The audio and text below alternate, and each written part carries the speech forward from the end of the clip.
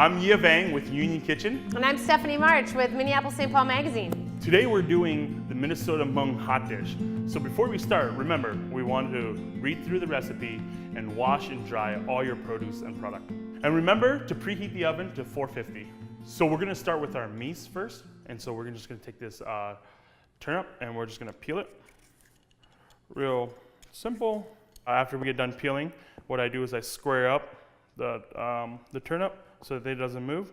Cut it in half. You turn them to really big sticks, and then you just turn them around, and then we'll just kind of cut them into little squares. Next step, we have the carrots. It gives the dish a really bright color, but it also gives it a really sweet flavor too.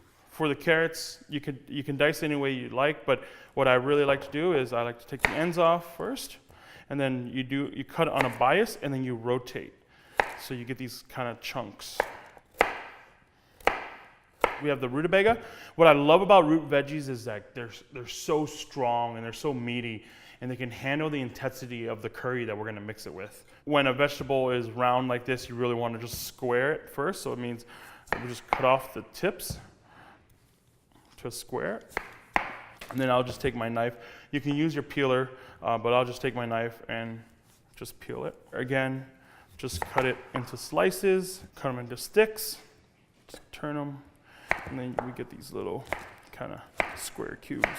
Next thing we'll do with onion, again, you want to square it, so you just want to cut off both ends, cut it in half.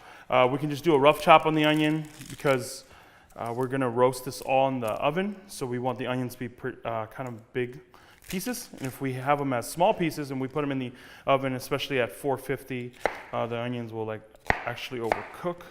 The next step here is just get some of the last herbs preparation done. So we're just gonna take some green onion here, chop it up. We're chopping on a bias, and then you get your lime. And for the lime, we just, again, square the lime up real quick here. Cut them in half, cut them into fours. For the cilantro, you can chop it up if you want, but we usually just break off and get some nice cilantro leaves in there. All our meats are in place and we're ready to go with the hot dish. Grab a sheet tray. You can line it up with some parchment paper. You can line it up with tin foil. You're gonna take your root veggies. And what you do is just put it all on your sheet tray. And you wanna spread them out and take a little oil. Take a little oil, and then we'll also take some pepper, salt. And root vegetables can handle salt real well, so don't feel like you're over salting it. Put it in the oven. And just let it go for about 15-20 minutes. So our next step here is to cook the pork. Make sure your pan is hot when we put the pork in there, right in the pan. Always remember to season as you go because the pork doesn't come seasoned, so you do that and it builds flavor. Break up the pork so it cooks evenly. Sometimes with ground pork or any kind of ground meat, it gets all kind of clogged together. So it's gonna be about probably 10-12 minutes, but you just wanna cook the pork all the way through. So the veggies just got done and we're gonna put together the hot dish.